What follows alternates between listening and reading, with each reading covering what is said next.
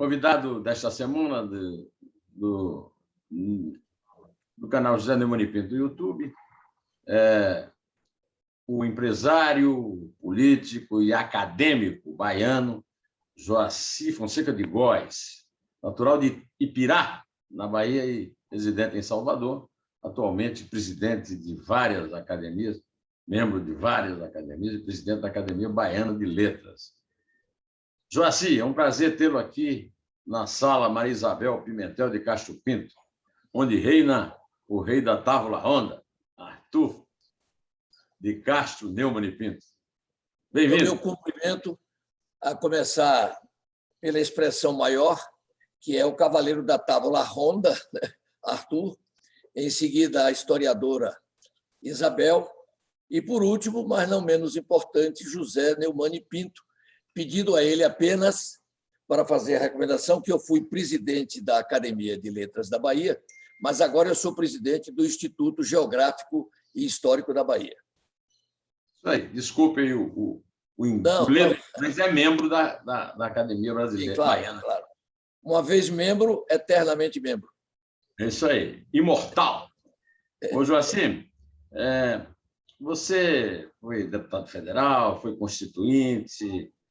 Como é que vê o atual jogo político, né? O domínio do Centrão, uma espécie de parlamentarismo forçado, com o Arthur Lira mandando no país, o Rodrigo Pacheco também ensaiando seus arreganhos e o Bolsonaro se aproveitando disso para desgovernar.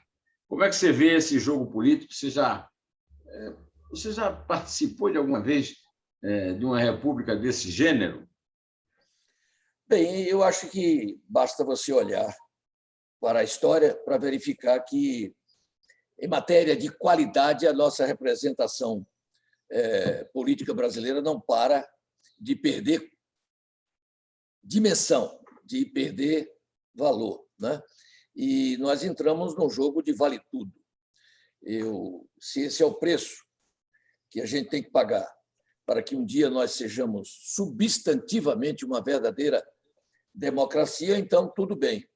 Fora daí, eu não tenho assistido progressos, né, na qualidade da nossa representação política no Brasil. De qualquer maneira, a prática da democracia, a sociedade de mercado em que nós vivemos, ou a sociedade aberta, ela tem esse poder de imunizar-se contra uma completa deterioração, porque há sempre a esperança, a cada 4 anos, de que nós possamos introduzir alguma melhoria. Mas agora eu vou introduzir um personagem que você conheceu muito bem, Ulisses Guimarães. Você foi constituinte, ele era o presidente da Constituinte, e ele sempre dizia que a regra na política brasileira é que o próximo Congresso será sempre pior do que o anterior. Até que ponto ele tinha razão e até que ponto nós temos que nos preparar para essa profecia sinistra? Joacy Fonseca de Góes. Eu acho o seguinte: enquanto no Brasil nós não compreendermos que a maturidade dos povos só se consolidará através da educação da população, só quando nós colocarmos a educação como a primeira de todas as prioridades é que esse vaticínio até agora feliz de Ulisses Guimarães sofrerá uma reversão. Enquanto nós tivermos o Brasil, uma das 10 maiores economias do mundo, e entre as 90 maiores economias do mundo, ela está apenas em matéria de educação no último lugar. Enquanto isso ocorrer, nós continuaremos assistindo à atualidade do vaticínio, ou, melhor dizendo, do diagnóstico do velho bruxo e profeta Ulisses Guimarães. Temos uma outra grande figura que você conhece, o professor Modesto Carvalhosa, professor de Direito da Universidade de São Paulo. Escreveu um livro recente por uma Constituição nova. Ele prega uma Constituição, uma Constituinte exclusiva, da qual os membros não podem sair para disputar cargos políticos.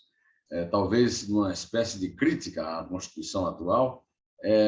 Eu gostaria de saber, na sua condição de um constituinte importante, como você foi, se você, primeiro, concorda das críticas muito fortes que se fazem à Constituição vigente. Segundo, se acha que essa receita do livro do professor Carvalhosa é uma receita adequada e viável, ou não?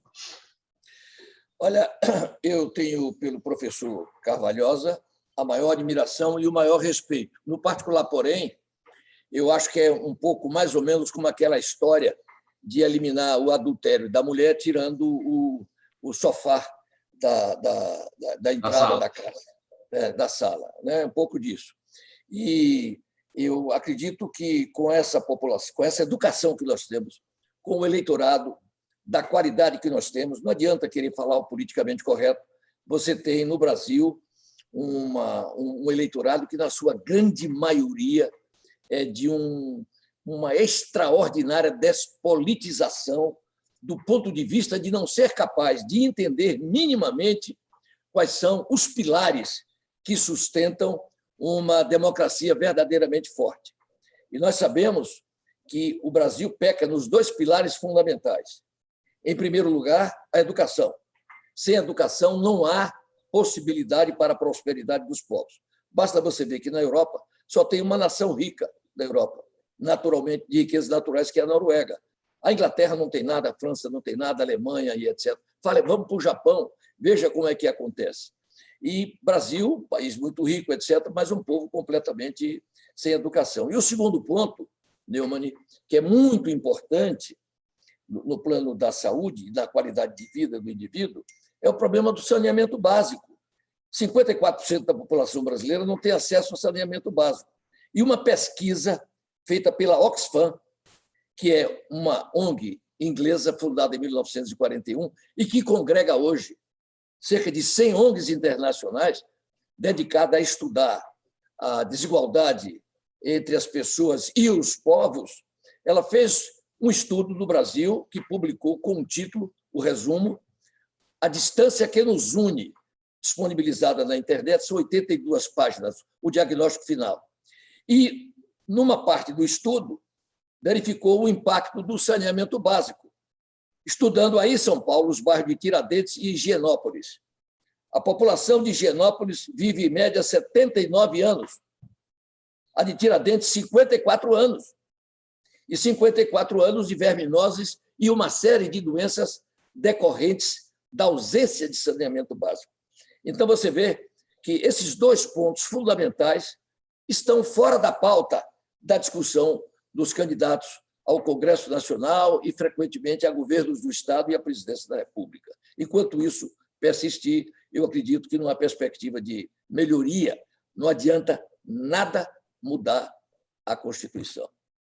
Você foi presidente da Comissão de Defesa do Consumidor, Meio Ambiente e Minorias.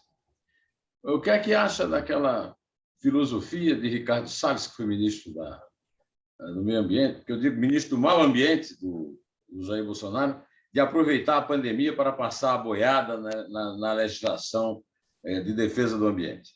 Ela tem sido cumprida, né?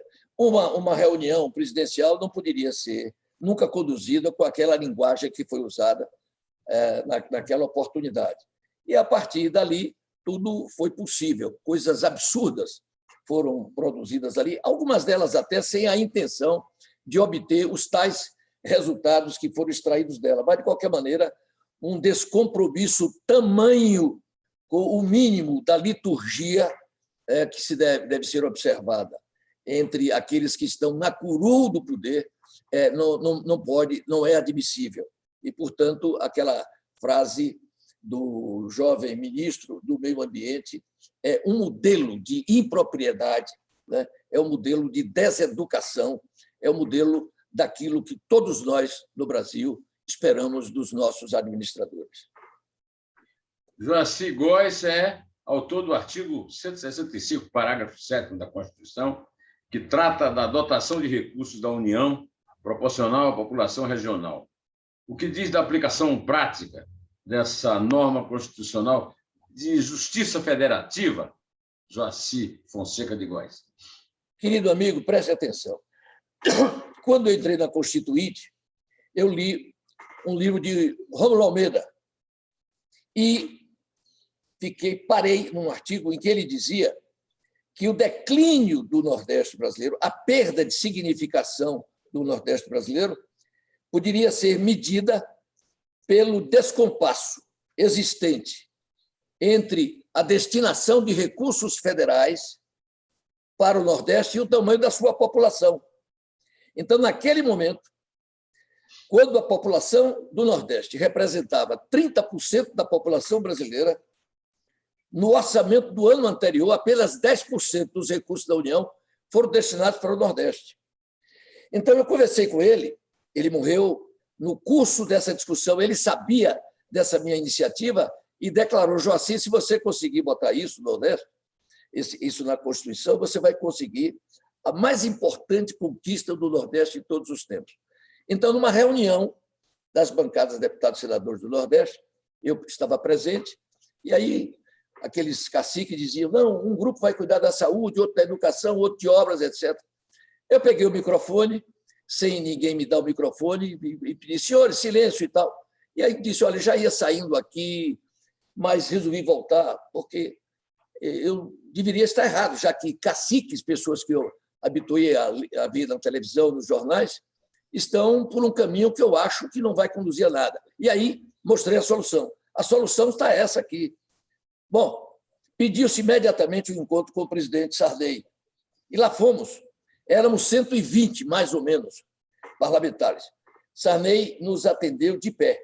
Formou um L, porque não cabia, não tinha sala para esse povo todo. E aí o deputado que coordenava, né, ele virou e falou alguma coisa e disse: o deputado Joacir Góes tem a proposta que todos nós, devo dizer que todos os presentes aprovaram a ideia. E eu apresentei a sugestão de botar um dispositivo na Constituição que vinculasse o orçamento da União a critérios demográficos para reduzir desigualdades interregionais. O Sarney virou e disse, como deputado federal que fui, senador que fui, governador do Estado que fui e presidente da República que sou, o único caminho do Nordeste é esse. E então encaminhamos, fizemos o dispositivo.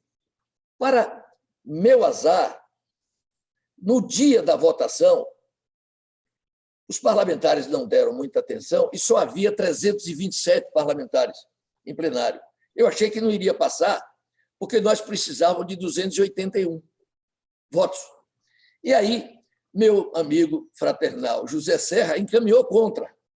E eu encaminhei a favor e bati duro no Serra, que é muito meu amigo, dizendo assim: se o brilhante deputado José Serra viver mais 100 anos, não serão suficientes esses anos para que ele expie o crime que está cometendo contra as populações pobres do Nordeste e tal. Mas, de qualquer maneira, dos 327 votos, obtivemos 317. Foi uma vitória espetacular. Que surra, hein? O José Richa... Foi a primeira grande surra que o Serra levou. O José Richa, eu gosto muito de Serra, muito meu amigo, até porque ele é careca como eu, e frequentemente ele me dizia, que o pessoal dizia: Joacir, chamava ele em algum lugar, antes dele ficar tão famoso como ficou, e a mim muitas pessoas me chamaram em lugares: o senhor é o senador José Serra? Eu digo: não, ele é meu sobrinho, qualquer coisa do gênero, né? Para brincar com ele sabe disso. Pois bem, então, o primeiro relator do orçamento pós-Constituição foi José Richa, ex-governador do Paraná. Ele aí me chamou: Joacir, vamos ver, me ajude aqui a gente fazer o relatório. Eu digo: porque o artigo 35 das disposições transitórias, isso aí eu negociei com o Serra e aprovamos. Ao invés de aplicar esse dispositivo do artigo 165, parágrafos 5º e 7º, imediatamente, porque não havia nem projetos no Nordeste para você pular de 10 para 30. Iria ser um desperdício. Então, vamos fazer um crescimento gradual. Então, o artigo 35 diz que esse dispositivo seria aplicado gradativamente ao longo de 10 anos. Portanto, ele estaria, digamos assim, consumado no ano de 99. Eu deixei o Congresso em janeiro de 91, aí já passamos de 10 para 13. E depois, Neumani, é impressionante como as representações parlamentares do Nordeste não deram seguimento a esse dispositivo, porque bastaria você verificar se o orçamento estava cumprindo esse dispositivo E, se não estivesse, você dizer esse orçamento não pode ser aprovado porque ele fere a Constituição. Falei com os governadores de Estado, todos eles, falei com o Gereissati, falei com a Vilma Maia, falei com todos eles aqui do Nordeste para que cada um deles tomasse a iniciativa de segurar essa peteca, mas deixaram. Aquilo está ali. O dispositivo está aí, todo mundo acha que é uma maravilha, mas falta disposição política de deputados. Fiz reuniões com deputados, escrevi para todos eles, mostrando que esse era o caminho das legislaturas posteriores, que eles pugnassem pelo cumprimento desse dispositivo como um fator assecuratório de recursos para nós resolvermos, inclusive, esse problema da infraestrutura física do Nordeste brasileiro, a mais grave das quais é a falta de saneamento básico, sobretudo na Bahia, porque a Bahia tem 15 milhões de habitantes e 60% da Bahia, 9 milhões, não tem saneamento básico. São Paulo tem 45 milhões de habitantes, 3 vezes mais do que a Bahia, e o total da população que não tem saneamento básico é menor do que a da Bahia. Ninguém fala nisso. O eleitorado da Bahia parece estar muito satisfeito com o que tem sido feito aqui, apesar da educação da Bahia também está em último lugar do Brasil. Percebe, meu amigo? Então, não há Constituição, nova Constituição que você faça, como que é o professor Cavalhosa, enquanto você tiver um eleitorado que é completamente cego a evidências solares como estas, que são de fundamental importância para a transformação de suas vidas. Educação para o desenvolvimento intelectual e saneamento básico para assegurar-lhe uma saúde minimamente decente. Os baianos já estão acostumados a essa capacidade de comunicação radiofônica do Joacy Fonseca de Góes, porque ele é comentarista da Rádio Metrópole. Nós temos um ponto em comum. Eu comecei a minha carreira de jornalista como radialista. Eu comecei numa rádio chamada Rádio Caturité, que é da Diocese de Campina Grande, na Paraíba, e quase simultaneamente comecei escrevendo no Diário da Borborema. Eu tenho uma relação muito gostosa com o rádio. Aí eu queria que, no meio dessa sua oratória, Joacy, você nos falasse da sua relação com o público de rádio ouvintes da Bahia, a sua coluna na Rádio Metrópole, é isso? Eu, na realidade, fui acometido de um câncer nas cordas vocais, na altura daquela sua histórica presença na Rádio Metrópole, em que Marquetes ia entrevistar a mim e a você.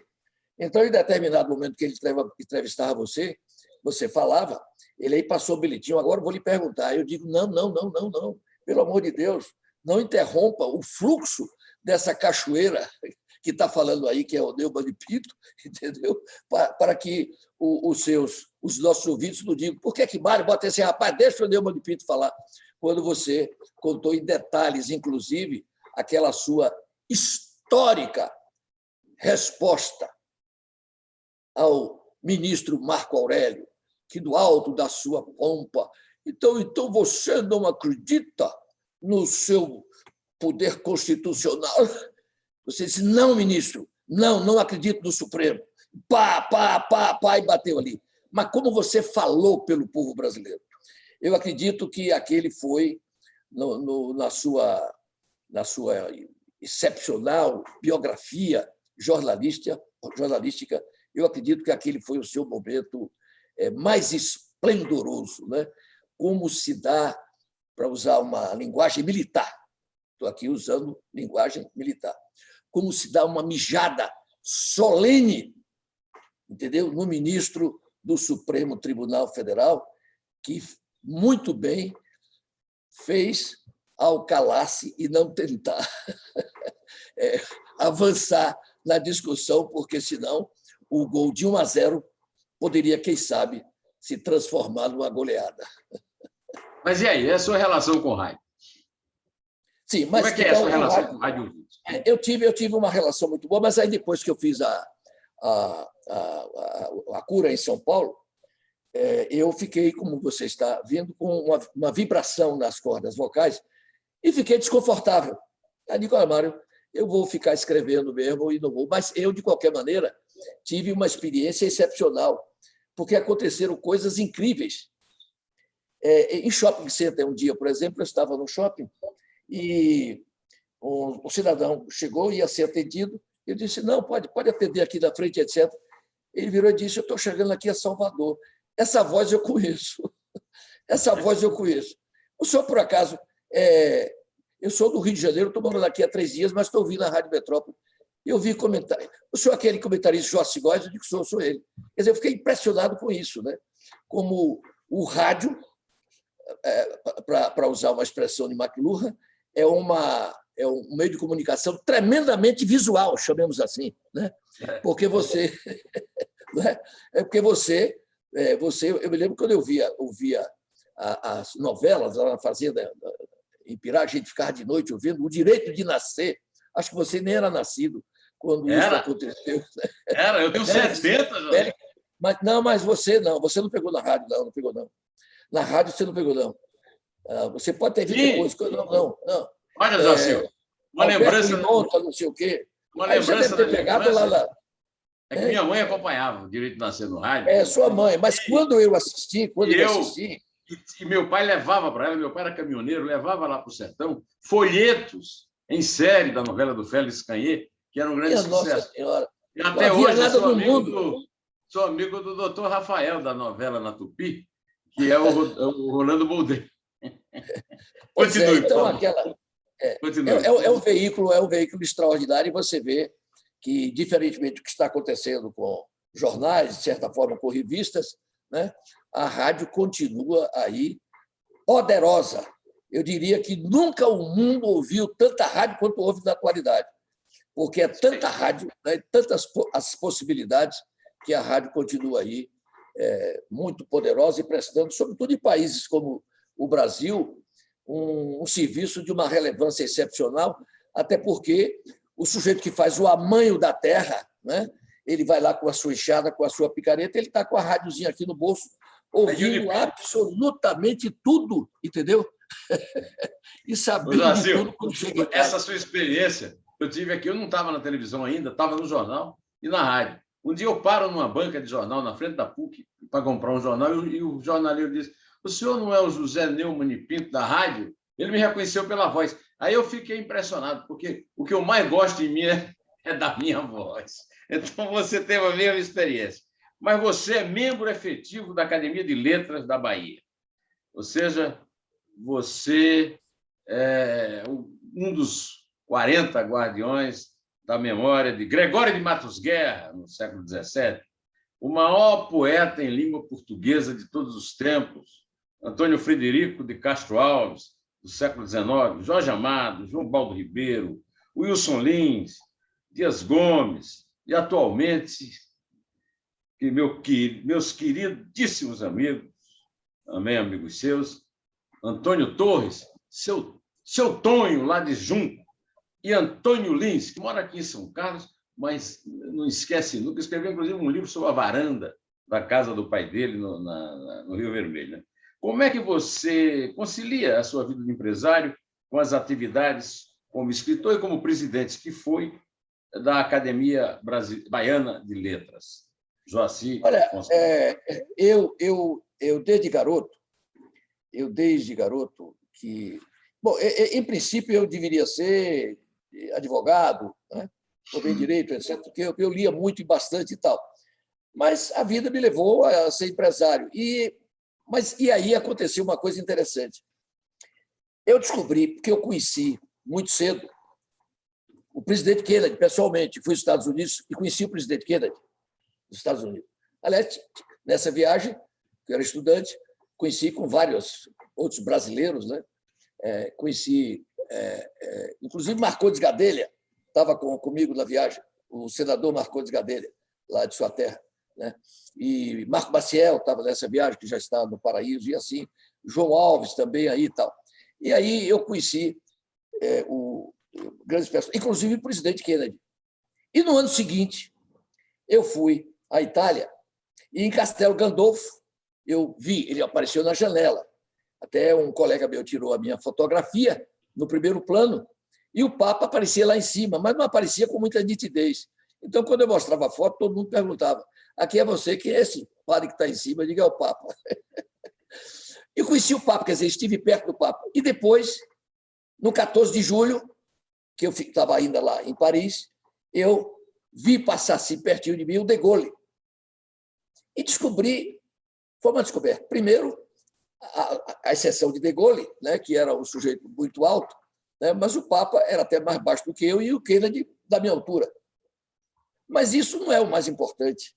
O mais importante é que eu introjetei a compreensão de que o dia para o homem mais poderoso do mundo, que era o presidente dos Estados Unidos, do europeu mais importante, que era De Gaulle, e do pastor de almas mais universal, que era o Papa, o dia de cada um deles, com suas responsabilidades imensas, era um dia de 24 horas. Pode parecer uma coisa trivial, mas aí eu digo: peraí, eu com minhas empresinhas estou gastando meu dia todo com isso. Uma das leis de Murphy diz o seguinte, que toda atividade tende a ocupar o tempo disponível. Eu digo: peraí, então eu vou concentrar as minhas atividades pessoais, vou jogar tudo para a parte da tarde. E vou ficar as manhãs fazendo aquilo que eu gosto, que é estudar, ler. E ler sem o compromisso de nada concreto para ser empresário, etc, etc. Então, eu desenvolvi essa dupla atuação intelectual por gosto e empresário por ofício. E me descobri acasário, acadêmico e empresário. Até agora, pelo menos, é o único na Bahia que apareceu. Até hoje, pelo menos, né? É o único sujeito na Bahia que é empresário bem ativo, bem participante e também acadêmico, para minha satisfação, já tendo presidido a Academia de Letras da Bahia e hoje presidindo a mais importante das instituições culturais da Bahia, que é o Instituto Histórico e Geográfico da Bahia, aonde você não sabe, mas virá para fazer uma conferência. Sim, senhor, terei o maior prazer. Olha, você também foi dono de jornal e teve entre seus colaboradores o João Baldo e o já citado aqui, seu Tonho. O genial romance, lançou um romance magnífico agora sobre Querida Cidade, um romance sobre a urbanização e a nossa origem rural, que é o seu Tonho, Antônio Torres. O que é que você conta desse convívio com esses seus empregados, desses seus funcionários, e como vê a atual crise quase agônica da imprensa no Brasil e no mundo, com o desaparecimento dos grandes jornais, a crise financeira por que passa, inclusive as emissoras de televisão comercial. Como é que você, como ex-dono de jornal, acompanha isso, Joaci? Olha, eu com você, todos nós da nossa geração, que nós somos, digamos assim, uma geração gráfica, uma geração do papel, né? Só que quando você entra em contato com a juventude, você verifica que eles não estão nem aí para isso. Absolutamente não estão aí para isso. Inclusive, um fenômeno que está ocorrendo, diferentemente do que se propala. Nunca se leu tanto. Nunca se leu tanto. Porque hoje pessoas que não liam nada, a não ser anúncio de loja, placa de loja, etc., hoje todo mundo está lendo os textos, as mensagens que são transmitidas por Zap e etc, etc. Então, eu acho que a comunicação ela está mudando de lugar. Não tem jeito, não tem solução. Essa é uma viagem que não tem volta. Você calcule o seguinte: eu fiz um exame do custo da biblioteca da Academia de Letras da Bahia. Então, dividi o custo dos funcionários ali lotados pelo número de pessoas que visitavam para consultar os livros da academia durante um ano. E a conclusão a que eu cheguei foi o seguinte: ao dividir o custo anual para manter a biblioteca com o número de pessoas que lá compareciam para consultar livros, o custo por consulta saía por quase R$500 por pessoa. Então, era até mais barato, digamos assim, o cara ligar para lá e dizer assim, eu quero o livro tal, e eu comprar na Amazon.com e mandar entregar ao sujeito. Percebeu? Quer dizer, então, a biblioteca ela passou, isso acontece em toda parte, a ser mais ou menos uma coisa de museu. Mais ou menos uma coisa de museu. Agora, o que a gente poderia fazer, Neumann, e aí eu não posso perder um espaço desse, porque eu comecei a fazer isso lá na academia, mas a pandemia atrapalhou. Lá na academia, eu escrevi cartas para os 5.570 prefeitos do Brasil, sugerindo a eles a fazer o que eu estou fazendo agora no Instituto Geográfico Histórico da Bahia, que é recolher livros que a sociedade doe ao Instituto, e quem quiser abrir uma biblioteca de 20 exemplares, 50 exemplares, 100 exemplares, 1.000 exemplares, seja num consultório de médico, seja num restaurante, seja onde for, ou numa escola pública, como eu propus ao secretário de Educação da Bahia, que hoje é candidato ao governo do Estado, abrimos 1.000 na Bahia. Eu daria metade desses livros que a academia, antes e agora o Instituto Geográfico Histórico, onde o indivíduo chega lá e tem apenas uma placa. Pegue o livro que quiser e deixe um no lugar. Se você não tiver um livro, leve, mas quando terminar de ler, devolva. Sem nenhum controle. Percebeu? Sem nenhum controle. Não há possibilidade de não dar certo, dará certo. Aqui na Bahia, minha estimativa, na Bahia, e eu vou fazer esse trabalho, não quero fazer. De vez eu cheguei a um ponto que eu não tinha onde botar livros, né? Porque a pandemia não me permitiu desenvolver o trabalho, porque aquilo paralisou tudo. Mas agora eu vou dar sequência. Mas a minha estimativa é que há 20 milhões de livros nas casas das pessoas, elas ávidas para doar esse livro para algum fim.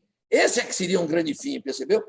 Quer dizer, botar o livro na estação de metrô, na entrada disso, daquilo, para desenvolver, para educar as pessoas nessa direção. Isso é o que eu acho que se pode fazer como, digamos assim, como um esforço terminal de valorização da mídia escrita. Meu amigo, meu colega querido Merval Pereira, que atualmente está no Globo, assumiu a Academia Brasileira de Letras e eu tive a honra de comparecer à posse dele.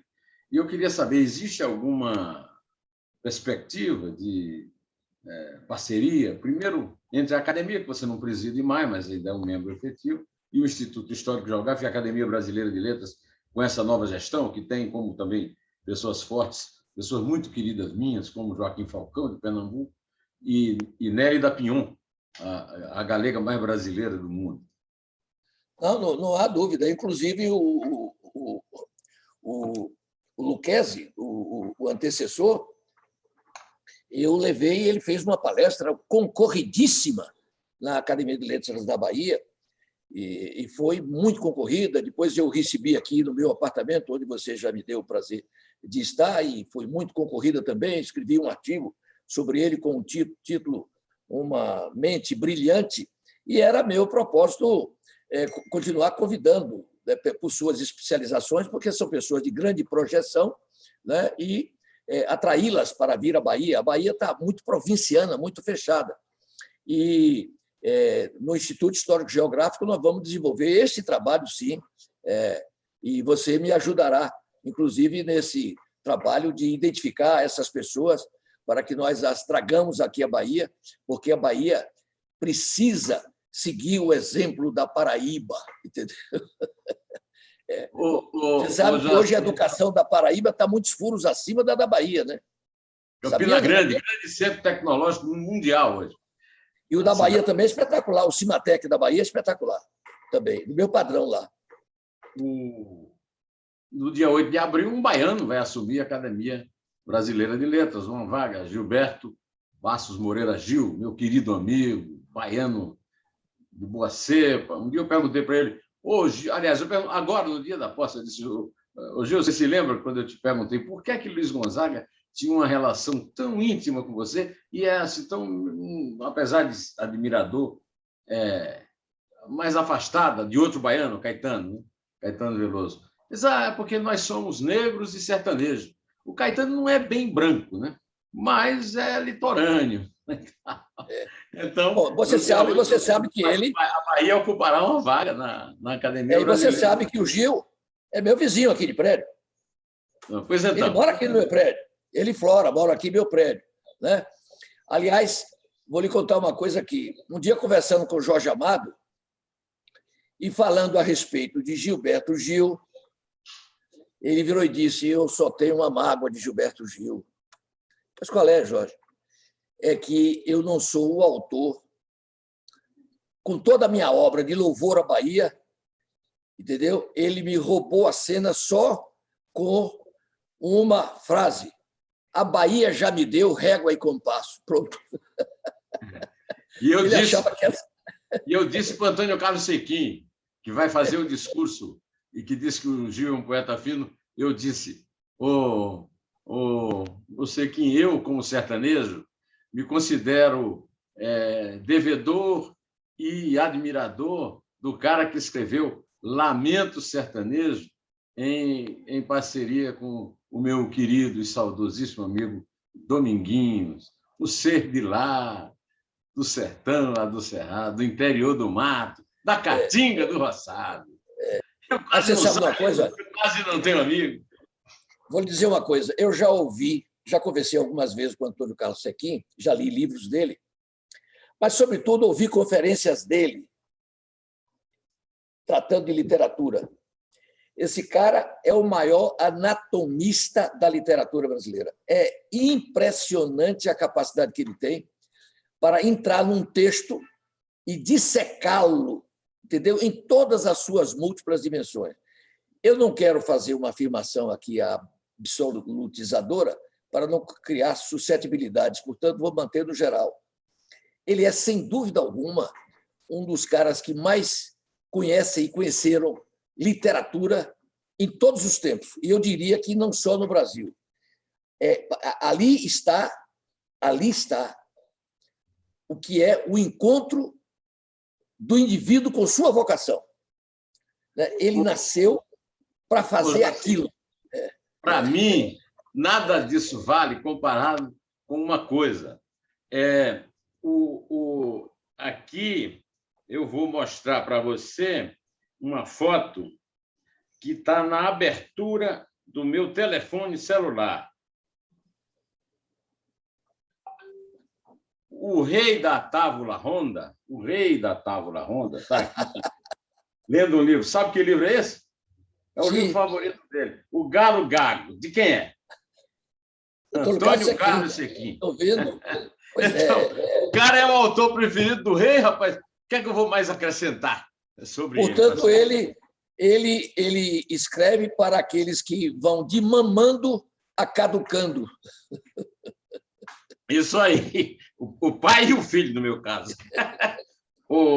Joaci, você escreveu A Inveja Nossa de Cada Dia, Como Lidar com Ela, da Top Books, em 2001, e Anatomia do Ódio, em 2014. Você já está pedindo inscrição no livro sagrado de Profeta? Você andou falando dos dois sentimentos que comandam o Brasil hoje, né?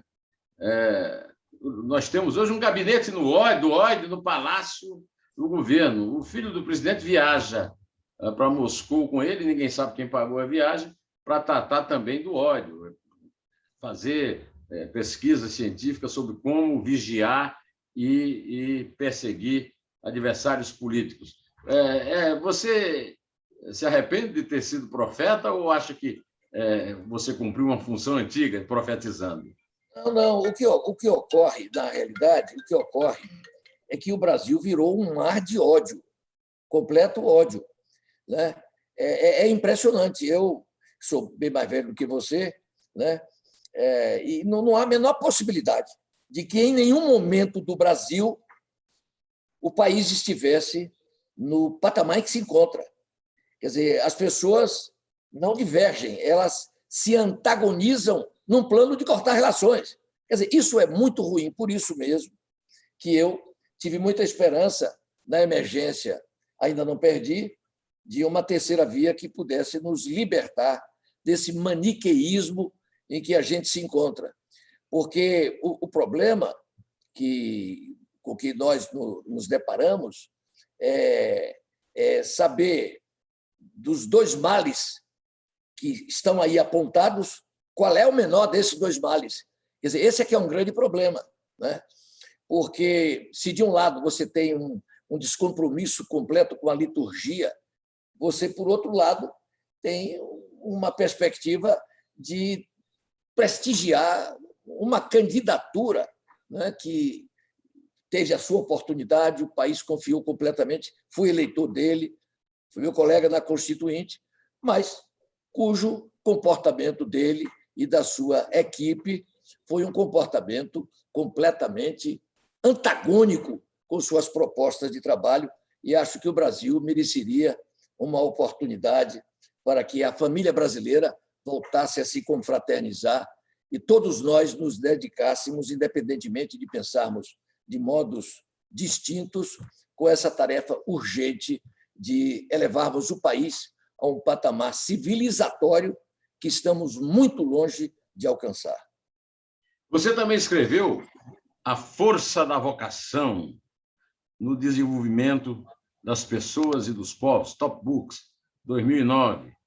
Editora dos nossos queridíssimos amigos Zé Mário Pereira e Cristine Azul, que trabalhou comigo no Jornal do Brasil. Vocação é tudo, né? Bom, eu desenvolvi um pensamento de Confúcio, emitido 500 anos antes de Cristo. Escolha bem a sua profissão e você não terá que trabalhar um dia sequer na sua vida. É o seu caso. Você não trabalha. Você se diverte. Você seria capaz de pagar para fazer o que você faz. O seu sucesso não deriva apenas da sua inteligência, mas deriva, sobretudo, desse encontro que você teve com sua vocação. Porque você, na expressão daquele famoso irlandês, George Bernard Shaw, né? Você é o modelo, dizem que eu também sou, mas não na mesma altitude sua, que você é um insensato. Protesto! Você é um insensato. Como dizem em Ipirá, protesto! Porque Bernard Shaw dizia que sensato é o sujeito que procura entender e conhecer as regras do mundo para se comportar precisamente de acordo com essas regras. O insensato é aquele que conhece as regras do mundo e vai lá para desafiá-las, entendeu? E para inová-las. E é por isso, conclui o Bernard Shaw, que todo o progresso humano depende dos insensatos. Porque Albert Einstein foi um insensato. Ou você duvida disso? Entendeu? Esse Jeff Bezos, que é o maior bilionário do mundo, era um insensato há pouco tempo. Esse homem é um louco. Fica insistindo no Amazon como que só lhe dá prejuízo e etc. Opera no vermelho e assim por diante. Portanto, o encontro da vocação é tudo. Em 2014, você lançou o livro As 51 Personalidades Mais Marcantes do Brasil, também pela Top Books. Qual é a mais marcante de todas? Não, aí é difícil dizer, porque eu peguei áreas de atuação, né? Área distinta. Eu percorri o Brasil desde a nossa chegada aqui e comecei com o nosso Antônio Vieira, foi o mais antigo.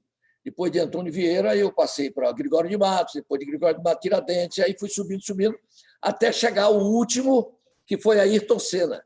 E essa palavra marcante, esse adjetivo marcante, eu devo ao então deputado, hoje professor meu, aliás, só tenho 2 professores vivos, Luiz Viana Neto. Ele sabia, meu amigo, meu professor na faculdade e tal, eu dizia, rapaz, o título, porque não são as mais importantes, mas marcante. Então, marcante é uma palavra que não tem conotação valorativa, axiológica, né? Marcante. Lampião foi um cara marcante, entendeu?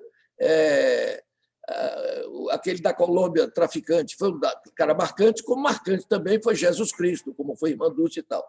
Então, eu não tive nenhuma preocupação axiológica, eu me ative ao reconhecimento dos fatos. Por isso que, nesse contexto amplo, eu só pude colocar 2 mulheres entre as 50.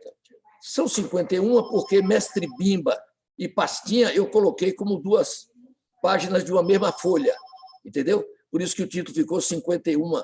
E aí, se você vê o título, as, como se fosse uma coisa determinada, entre aspas, mas também entre aspas. Você pode ler como quiser o livro. Poderia ler até 51 personalidades marcantes do Brasil. Então, duas mulheres entraram, Irmã Dulce e Dilma Rousseff. E agora, quando fazem muito piada com ela, mulheres até, você viu, botou Dilma, agora que eu botaria ainda mais. A Dilma continua sendo uma mulher excepcionalmente marcante, como Lula é um cara excepcionalmente marcante. E celular ainda mais, agora que uma parte substancial da população brasileira o elege, ignorando completamente, deixando de lado, entendeu? Os pecadaços que ele cometeu, porque o julgamento de Lula, até onde eu conheço, foi o mais público e aberto, entendeu? E a todas as possibilidades da história do Brasil. Portanto, esse livro é um livro que decorreu do meu gosto por conhecer a biografia de personalidades importantes, né? Como a Paraíba é rica no Brasil, né? É rica no Brasil, e foi... Você sabe que Augusto dos Anjos, com Castro Alves, eu dividi a minha paixão poética entre Castro Alves e Augusto dos Anjos. Tenho a honra de ocupar a cadeira número 1 da Academia Paraibana de Letras, Augusto dos Anjos. E as 7 pragas do Brasil moderno, do seu livro da Top Books, de 2015? Que pragas, que pragas resultaram em Bolsonaro e que novas pragas resultarão dele? Mas as pragas que eu coloquei não eram pessoas. As pragas que eu coloquei eram educação, saúde, impunidade, saneamento básico, essas coisas que são fundamentais, né?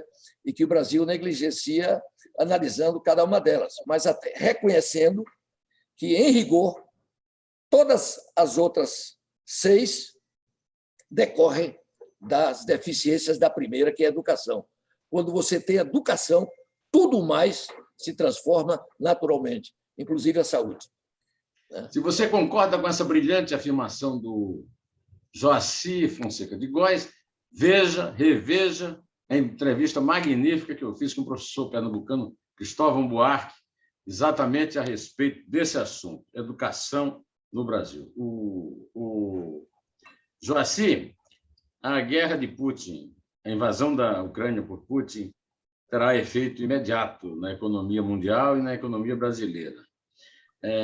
Recentemente, sei lá, penúltima coluna sua, ponto de vista na Tribuna da Bahia, o peso da opinião pública, você escreveu: se Vladimir Putin soubesse da extensão e intensidade da reação mundial, certamente não teria iniciado a invasão da Ucrânia. Ele não tem como não sair perdendo dessa iniciativa insensata. E aí eu lembro a você que Putin começa com P de pio, né? Assim, Não, isso aí, olha, você vê. O livro que eu acabei de escrever está na Top Books, devo lançar em maio, então logo volte agora em abril, da caminhada que eu vou fazer, o caminho francês de Santiago de Compostela, vou andar 840 quilômetros, né? Quando eu voltar, acertei com o Zé Mário, que eu não vou lançar agora em março, vou lançar quando voltar, em maio. E eu estudei muito a Revolução Russa e, naturalmente, a Revolução Chinesa e todos os movimentos violentos do século XX, né? Que foi, sem dúvida alguma, o período mais violento da humanidade, foi o século XX. Né? E a Rússia nunca viveu, ao longo da sua história, um dia sequer de democracia. Nunca teve um dia de democracia. Ali com Gorbachev, aquela coisinha, etc., mas a máfia que se formou já lá dentro das prisões, né, dos campos de concentração, os mafiosos políticos se articularam para vencer o poder despótico do que sobrava ainda do Stalin. Ela botou o Yeltsin no governo, e em seguida veio o Putin veio o Medvedev e voltou o Putin de novo, e aí o Putin repete. Por isso que eu fiz um artigo ontem que dizia que a única coisa que a história ensina é que a humanidade não aprende com a história. Né? É a única coisa que a história ensina. Magnífica frase. E aí e aí transformei também na sabedoria popular. O homem é o único animal que tropeça mais de uma vez na mesma pedra, né? Então, o Putin, veja o que ele quer fazer. É o mesmo discurso que Hitler fez depois que a Alemanha saiu derrotada da Primeira Guerra Mundial. Eu vou restaurar a dignidade da Alemanha, restaurar os seus espaços perdidos.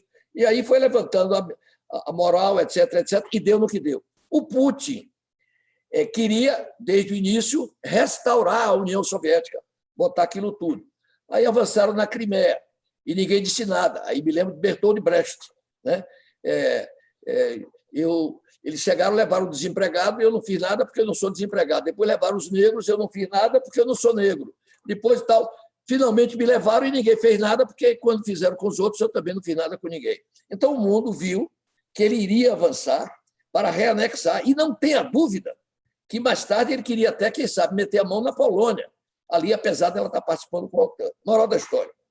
Não há como ele levar melhor. Ele pode até botar de joelhos a Ucrânia, que eu estou achando agora já vai ficar cada vez mais difícil, porque essa conversa aí do presidente dos Estados Unidos com o presidente da China é para mostrar que o mundo está precisando de paz para tocar os negócios para frente. Mas, de qualquer sorte, na hipótese da Ucrânia cair, a Rússia vai sofrer um estrangulamento financeiro e econômico, porque ou ela faz isso ou vai ter que se entregar completamente nos braços da China. E aí é que ela vai ver como o negócio é difícil. O negócio que é bom para a tosse, como se diz lá em Ipirá. É ruim para a tosse. O seu último artigo na coluna Ponto de Vista na Tribuna da Bahia é sobre o progresso e atraso do Nordeste. Eu separei aqui um parágrafo. O presente é melhor do que foi o nosso passado. O pensamento iluminista conclui que o futuro será melhor do que o presente. Para tanto, basta que construamos instituições sólidas a partir do desenvolvimento do saudável espírito universitário. Afinal de contas, a escola, sobretudo a universidade, é a igreja de nossa sociedade secular.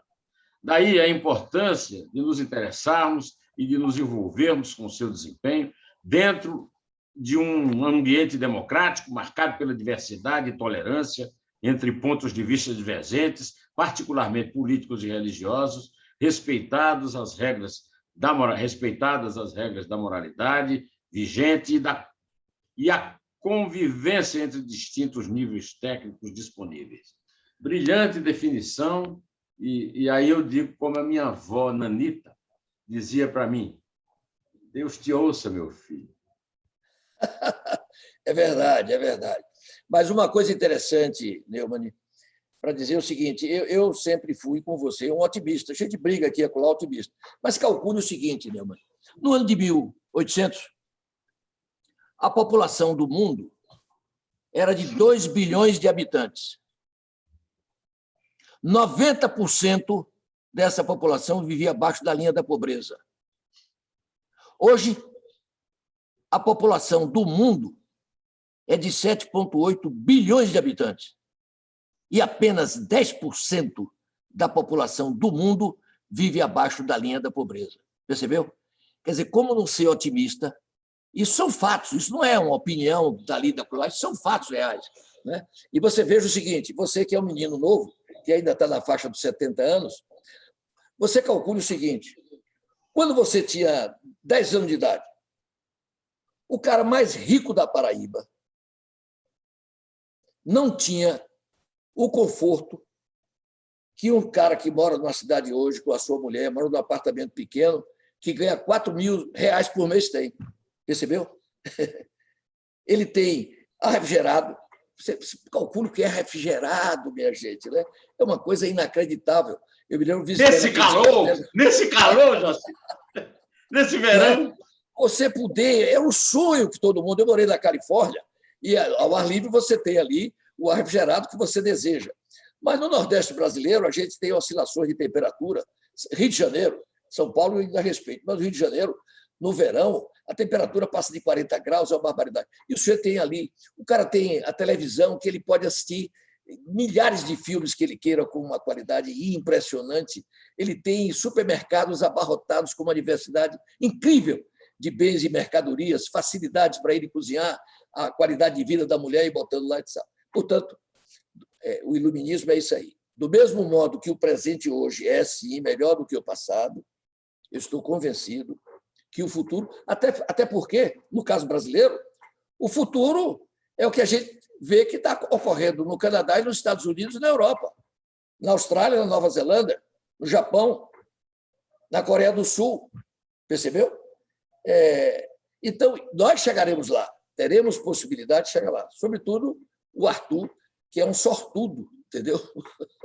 Porque vai viver numa sociedade, entendeu? Que será muito melhor do que essa que nós estamos vivendo agora. Né? Mas deixa eu contar aqui uma coisa. Ô, Neumann, deixa eu contar aqui uma coisa. Antes de nós nos conhecermos pessoalmente, eu até já lhe falei isso rápido, mas é interessante. E Zé Mário fez aquela intermediação, etc. E eu não tinha visto você na televisão, porque não estava acompanhado ali e tal. Mas eu tinha noção, eu tinha visto fotografia, etc. Aí, no restaurante lá de São Paulo, né, eu estava com uns amigos, aí entra um camarada com uma senhora, etc. Eu digo, esse é o jornalista Neumann Pinto? Disse, esse é o jornalista Neumann Pinto. Eu digo, Neumann, ele veio da mesa lá para cá. Sim, o senhor Neumann Pinto. Sentou, bebeu vinho para cacete, trocou o telefone, etc. O sujeito assumiu a sua personalidade e passou a noite agradável, feliz, entendeu? E ainda não gastou um centavo, que eu paguei a conta dele, porque estava jantando com o Neumann Pinto e família. Olha, eu pensei que você ia dizer que você achava que eu era baixinho. O Rui Mesquita tinha um dentista que dizia, aquele baixinho é dos bons. O cara tem 1,80 m. Mentira, você é um mentiroso. Porque aí o Boni me disse, falta de pescoço. A imagem me achata, né? Mas, olha, agora você está publicando um livro bem alentado sobre esquerda e direita. Como é que é isso? É um ensaio histórico e sociológico com ênfase no debate político nacional? Fala um pouco desse livro. Não, isso aí é o seguinte, me impressiona como as pessoas não sabem, em geral, né? Pessoas com nível superior e etc., elas não sabem direito o que é ser direita e esquerda, não sabem. Elas não sabem, faz uma confusão tremenda, né? E essa confusão, em grande medida, é patrocinada pela esquerda radical. Porque, na realidade, você tem 3 expressões, síntese da esquerda e 3 da direita. Você tem a direita democrática, você tem a direita democrática e tem a esquerda democrática. Você tem a esquerda autoritária e a direita autoritária. Você tem a esquerda totalitária e a direita totalitária. Né? E isso não se expressa por uma linha, um numa ponta, outro na outra. Isso é um círculo. Embaixo do círculo, no pé da segunda metade, você tem a esquerda totalitária. E embaixo da direita, você tem a direita totalitária, com uma linha central separando o círculo. O que enseja a passagem da direita totalitária, melhor, da esquerda totalitária para a direita totalitária, como aconteceu com a Rússia e aconteceu com a China. As pessoas não sabem que a China é hoje o apogeu do fascismo. Os dois, o apogeu do fascismo na China, fascismo, e apogeu do fascismo na Rússia. E quando eu digo fascismo, eu não estou usando a palavra como um xingamento, porque até a Revolução Americana, todos os governos da humanidade, até a Revolução Americana do século XVIII, inclusive Roma, Grécia, Egito, China, todos os governos da humanidade até ali foram governos fascistas. De fascismo, só tem novo nome, que foi no início do século, inicialmente em 1917, depois que Mussolini abandonou o comunismo, que ele foi comunista na primeira fase, ele usou a palavra e, finalmente, em 2019, quando ele criou o Partido Fascista. Então, eu uso o fascismo como um sistema de governo. É isso aí. O filho do século. Aqui, ó. 800 páginas. Antônio Scurati. Então, é isso. E eu mostro que nunca houve um sistema que promovesse tamanha, que reduzisse mais desigualdades. Não há sistema que reduza mais desigualdade, assegurando o desenvolvimento, do que a sociedade aberta, entendeu? Tanto que no ano de 1800,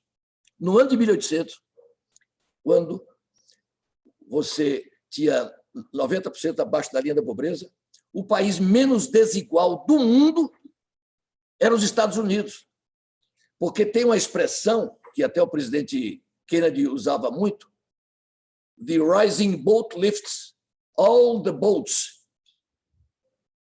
Então, uma maré, the rising tide lifts all the boats. Uma maré montante levanta todos os barcos. Quando você gera riqueza, você tem riqueza para distribuir. Veja o que acontece com os países da Europa. Tanto que hoje, como disse Norberto Bobbio, com o fim da cortina de ferro, né, todos os partidos da Europa comunistas evoluíram os seus membros, etc., para compor a esquerda democrática ou até a direita democrática. Então, a esquerda totalitária, de um estilo que quer mandar no Brasil, de olho na nomenclatura, para compor a nomenclatura, ela quer levar de roldão todas as outras duas esquerdas e pessoas que... A chamada esquerda identitária é uma invenção da esquerda totalitária para o sujeito achar que está agrupado naquele segmento. Entendeu? Aí você vê um bocado de gente da esquerda do Romanè Conti, esquerda caviar, entendeu? O sujeito que é vida boa e tal não tem a menor ideia do que está acontecendo. Então, esse livro, eu explico isso e, modéstia à parte, com um apoio numa bibliografia muito respeitável, muito respeitável. Nesse meu último artigo, mesmo que você acabou de ver aí, eu não citei mais porque ficaria exagerado, mas era para demonstrar. Eu nunca estudei tanto para escrever um trabalho como eu estudei para escrever esse livro, ao qual me dediquei para escrever, porque eu já venho estudando isso há muito tempo, nesses 2 últimos anos da pandemia, e digo a você que é uma obra da qual eu me sinto, eu acho que é o meu canto do cisne, tenho a impressão que seja o meu canto do cisne. Mas, olha, você agora me lembrou outro baiano que eu não citei, Antônio Risério, intelectual que eu respeito muito por combater a esquerda identitária, nos livros também da Top Books. Cito, inclusive, no livro que ele publicou com a Top Books. Faço uma citação a ele muito, muito elogiosa, verdadeiramente e merecidamente elogiosa. O seu novo livro vai ser prefaciado pelo Augusto Aras, né? O que é que pensa do desempenho dele na Procuradoria-Geral da República? E o que é que você acha do Supremo Tribunal Federal? Achou correta a anulação dos processos que condenaram o Lula? Isso é o maior absurdo. Isso é o maior... Eu já estou esperando... Com o apoio da esquerda democrática europeia. Na casa de Celso Laffer, eu tive uma discussão áspera com Felipe González, que me dizia que Lula era vítima da injustiça da justiça brasileira. Olha, socialismo espanhol, hein? Que vergonha. É o fundamentalismo, né? O fundamentalismo, você, com esse tipo de discussão, né, você não consegue colocar juízo em ninguém. O que eu estou com receio é do tamanho do pedido de indenização que Fernandinho Beiramar vai entrar na justiça, né, para reaver o tempo que ele passou da prisão injustamente, porque, se ele é criminoso, na minha opinião, junto de Lula, ele não passa de um trombadinha. Essa é a minha avaliação. Bom, tudo bem. E o Aras? Rapaz, o cargo de procurador da República é o cargo, ainda mais num país dividido como esse, é o cargo mais difícil. Eu diria que é um cargo inadministrável, porque você olha o que o Supremo faz, olha o que o Executivo faz, olha o que os deputados fazem. Eu acho que o problema do procurador-geral é, sobretudo, um problema de segurança física pessoal. Entendeu? Segurança pessoal. Porque é uma marginalidade, entendeu, que se desdobra em todas as vertentes. Então, aquilo que você normalmente consideraria em qualquer país minimamente sério, algo patológico praticado pelo Executivo, pelo Legislativo, pelo Judiciário, aqui recebe foros de legalidade e de apoio por personalidades emblemáticas da vida nacional e internacional, inclusive pela Suprema Corte. Eu digo a você o seguinte: claro que há lá na Suprema Corte pessoas de qualidade na Suprema Corte, mas como um todo, eu fiz um artigo intitulado Supremo Tribunal da Vergonha Nacional. É um artigo com esse título que eu fiz, porque de fato a distância que o nosso Supremo está da sua grandeza histórica é abissal. É o que eu posso dizer isso a você. E eu não sei, porque não vi uma pesquisa por último, mas gostaria de ver qual é o patamar de conceito que a sociedade brasileira hoje tem a respeito da sua Suprema Corte.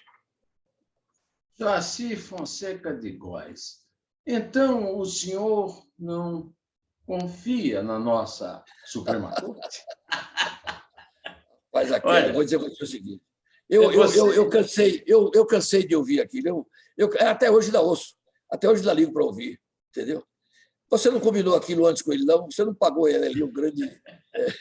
Olha, até hoje eu recebo comentários nos meus comentários do meu canal no YouTube, etc., de gente lembrando isso. Eu sou conhecido no Brasil inteiro por causa disso. Eu devo isso a Marco Aurélio Melo, primo do Fernando Collor de Mello, né? Joacy, eu já tomei muito do teu tempo, eu ainda queria te fazer duas perguntas. A primeira é: por que a candidatura do Sérgio Moro não decola? Por que nós somos obrigados a ir para a praia no dia de votar no segundo turno? Pelo que eu estou prevendo. Olha, eu vou dizer você. Essa é uma boa ocasião para eu ir para Porto Seguro. E outra coisa, você ainda alimenta um sonho de disputar o governo da Bahia nas atuais circunstâncias? Não, nunca. Nem meu sonho agora é ficar ouvindo os seus programas, escrevendo os meus artigos, convivendo com os meus netos, 2 de 2 pernas e 2 de 4 pernas, com minha mulher, com meus filhos, entendeu? Fazendo o caminho de Santiago de Compostela. Quem sabe, se tivesse segurança nas praias, a gente poderia abrir um caminho daqui para Campina Grande, daqui para João Pessoa, pelas praias. Mas se você for caminhar pelas praias e alguém souber, você é assaltado no meio do caminho e você não chega lá. Portanto, é isso que eu quero dedicar esse período da minha vida e continuar fazendo o que eu sempre fiz e alimentando os mesmos sentimentos de que é muito bom viver, apesar de tudo, e que eu tenho muita confiança no futuro do Brasil, se não mais para mim, mas certamente para os meus netos, como para Arthur e para os meus bisnetos.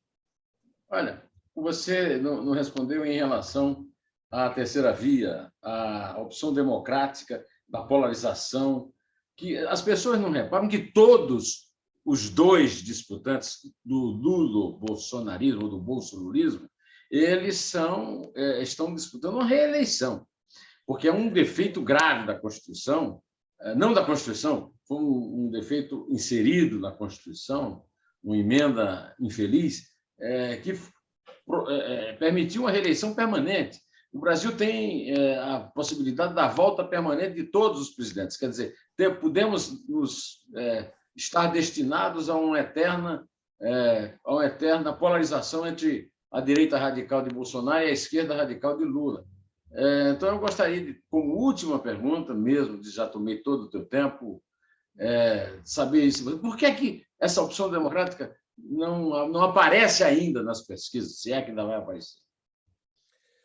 Olha, com tantos candidatos, com 4, 5, 6, 7 e tal, se você somar tudo isso, você vê que dá um número expressivo. O que ocorre, na realidade, é o seguinte: Deus não existiria sem o diabo não existiria sem Deus. Um é a criação do outro. Lula quer como seu adversário Bolsonaro, porque sabe que se vingar o candidato da terceira via no lugar de Bolsonaro, derrota Lula. Bolsonaro quer como seu adversário Lula, que ele acha que é a única possibilidade que ele tem de se eleger. Porque se Lula, por exemplo, renuncia e para se compor com um terceiro nome, ele sabe, Bolsonaro, que essa terceira via ganha as eleições. Por isso, existe um complô mudo entre os dois grupos para manter essa polarização e sufocar a possibilidade da emergência de qualquer nome da terceira via. Qualquer nome da terceira via que viesse a vingar ganharia contra qualquer um dos dois. Essa é minha avaliação, porque eu observo que parte substancial do eleitorado de Lula votará nele achando que é a menos má das opções. E muita gente votará em Bolsonaro considerando que ele é a menos má das opções. Portanto, nós estamos numa situação em que, se essa polarização permanece, será a polarização que ensejará uma decisão em favor da maioria que optou pelo menos mal dos candidatos. A opção pelo mal menor. Olha, em janeiro eu não fui a Porto Seguro, mas eu fui a Cabo Branco. Em Cabo Branco eu vi a cena mais linda dos meus 70 anos, que foi ali na altura da... Você conhece uma pessoa? Na altura do busto de Tamandaré, Tambaú e Cabo Branco. As famílias vão para a praia.